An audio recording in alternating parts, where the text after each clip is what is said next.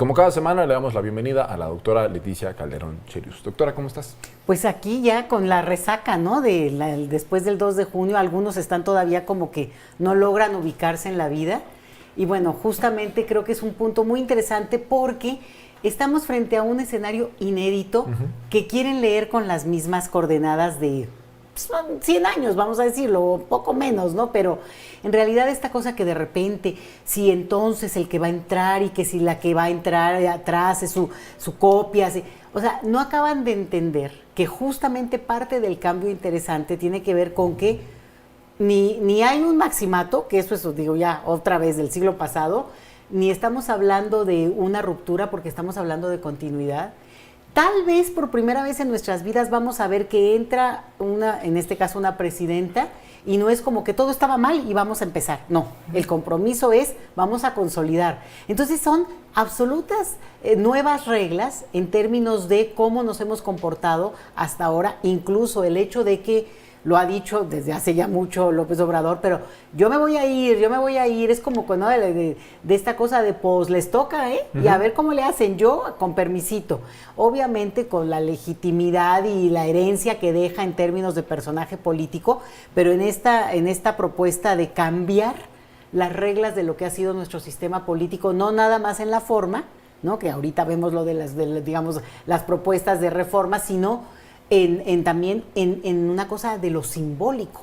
Y eso es una maravilla, Braulio, es una oportunidad para un país que necesita obviamente renovarse, obviamente profundizar en términos democráticos. Entonces, que lo quieran seguir viendo y a fuerza quieran, cómo va a romper en el momento en que tenga la banda presidencial y en ese contexto ya va. No va a pasar así. Es obvio que habrá sus ajustes y sus personalidades, pero creo que es lo que no alcanzan a ver. O si lo ven, pues, digamos, todavía siguen, te decía yo, en la resaca postelectoral. Y aparte de esta resaca, me parece que están pasando literalmente por las etapas del duelo, ¿no? Después de que sale la consejera presidenta del INE, Guadalupe Tadei, y da los resultados del PREP, o bueno, sí, las previsiones que se tenían con el PREP y con el conteo rápido, empieza esta narrativa de que había fraude. Ahora ya se moderaron, hay algunos que están diciendo que no fue fraude, pero que sí fue una contienda inequitativa. Hay quienes ya están diciendo, pues bueno, perdimos y vuelta de página, y ahora ¿hacia dónde vamos? En esa última categoría están tres personajes que me parece que valdría la pena pues analizar cómo los ve usted hacia adelante. Está Damián Cepeda, está Jorge Romero Herrera y también está el ex candidato del PRI, del PAN y del PRD en la Ciudad de México, Santiago Taboada. ¿Cómo los ve hacia adelante? No, ninguno de los tres. Yo creo que no, para nada. Son unos ambiciosos de primera calaña. Los tres, Jorge Romero, por supuesto, lo que quiere es apañar el PAN, y yo creo que más bien están en esta disputa feroz.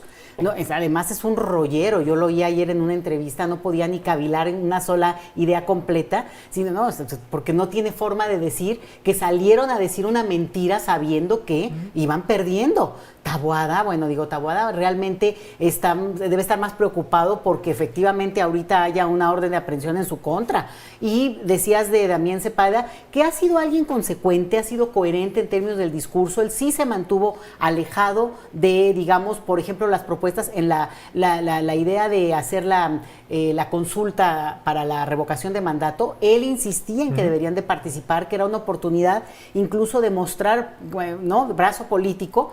Pero yo no me confiaría, digo, lo respeto, pero es un personaje, aún siendo joven, muy de derecha y de una derecha conservadora que yo no coincido, no comparto. Entonces, me parece que es consecuente que en ese sentido podría tener una oportunidad con un perfil de población más cercano a Lozano, este señor que el que convocaba justamente a participar en este señor muy aguerrido y muy, digamos, que se le caía a la Virgen atrás. El de Frena. Exacto. No me acuerdo cómo se llama. Mucho más cercano a eso. Incluso él hizo campaña en Sonora, él es de Sonora, Damián.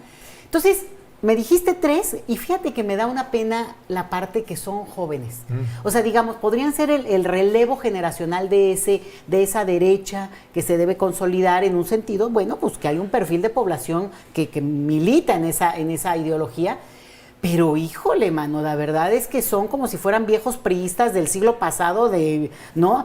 Entonces, sí me parece que va a haber una pelea feroz al interior del PAN, porque ahora vienen también los gobernadores del PAN, digamos a los que echaron, ahí su jefe de máximo es Anaya, ¿eh? Anaya que se deshizo de los Calderón, se deshizo, la misma Margarita se fue del PAN, después regresó del PAN, ahora ya no sé, digamos, porque de ella de repente no se sabe bien lo que dice, ¿no? Pero bueno, entonces ahí lo interesante es cómo están realmente sacando una cosa muy visceral y al final cómo y quién se va a quedar por un dato que es importante. Levantar un partido político no son enchiladas, digamos. Lo hizo López Obrador, pero digamos, a estas alturas ya podemos decir que pues es que de veras no cualquiera logra semejante hazaña en términos de movilizar los requisitos que se piden y por tanto casi que es más fácil golpearse entre ellos y a ver quién se queda con el partido, el PAN, que emprender la hazaña de convocar pues a la gente de todo el país, ¿no? A su afiliada o que militara en su ideología. Que también es complicado porque en 2021 el PAN estaba atravesando por una crisis porque estaba a punto de perder el registro, no por la cantidad de votos que obtuviera en las elecciones federales, sino porque tenía muy pocos militantes, estaban en un proceso ahí de crisis.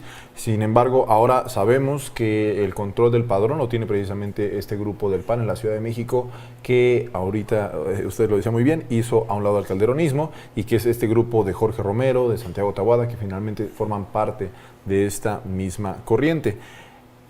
Algo que me gustaría preguntarle es, ¿considera que o ve usted a Santiago Taboada perdiéndose después de haber perdido las elecciones, o considera que a lo mejor buscará algún espacio en el que pueda capitalizar o seguir impulsándose como el candidato, más bien no el candidato, sino el personaje opositor en la Ciudad de México?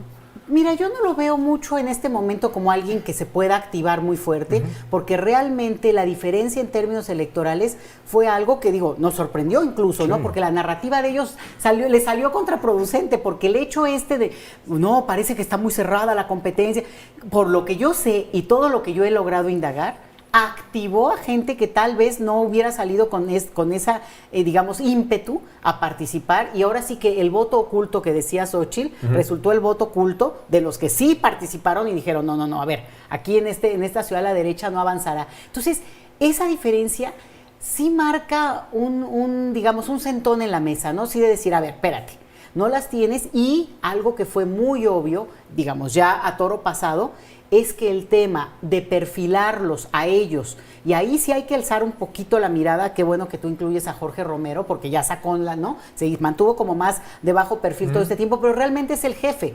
Y ahí el punto es que ya están claramente identificados, y no por una anécdota, y no por simbólico, están en la cárcel con el tema del cartel inmobiliario, y por tanto sí hay, más allá de que sí hay detenciones, ¿no? Pero sí hay claramente personajes que han aprovechado sus cargos políticos y que en este caso Taboada, pues más bien tendría que aclarar, resolver algunas de las cosas de cómo quedó su administración. Claro, se la pasa, en el caso de la Benito Juárez, a su archirrecontraamigo Luis Mendoza, que es increíble. De ese grupito es el personaje menor, y ahora es el alcalde, será el alcalde de la Benito Juárez. Pero el detalle está en que, dado el escenario de triunfo contundente a nivel local y a nivel nacional, va a haber, te lo puedo apostar, un marcaje personal a quien sea, incluidos los ganadores, sobre la transparencia y el cómo se usa el financiamiento, todo esto que tiene que ver con la opacidad, que en el caso de la Benito Juárez, pues no tuvieron que dar cuentas, pero me parece que entran en un escenario en el que pues sí las tienen difíciles, y por eso yo no veo a un Taboada, activo podrá ser, y además es vociferante, y además tiene esta cosa de como muy echado, pero de repente desapareció del escenario, y nada más déjame decirte que también reaparecer y tan pronto, yo no lo veo como algo tan positivo. En el caso de Xóchitl se le ve fatal, deprimida, no sé qué se hizo incluso, y no sé si las entrevistas que ha dado, además no le ayudan, porque en escenarios como muy lúgubres, ¿no? De que dices, ay, es una cantina, o qué pasa ahí, ¿no? O sea, muy duro verla tan derrotada, y sinceramente te lo voy a decir, diciendo tonterías. En el momento en que ella dice, voy a denunciar, bueno, pues es que ha denunciado tiene no sé cuántas demandas, y que de las cuales sería muy interesante saber de las demandas que ella puso siendo senadora, ¿de qué fueron? ¿Cuáles ganó? ¿Cuáles perdió? ¿Y cuáles están todavía en procedimiento? ¿Cuáles se desecharon? No, y hay que hacerlo, ¿sabes por qué? Porque eso es una lana. Así es. Y alguien pagó eso y no creo que haya sido ella, ni Claudio, ¿eh? O sea, ni Claudio X González. Entonces, pues ahora sí que nos pasó la cuenta y por tanto, ojo con eso, ¿eh? Así es. Doctora, pues le agradezco mucho por acompañarnos y nos vemos por acá la próxima semana para seguir comentando la nota. Eso. Nosotros mientras nos vamos a Ciudad Adentro.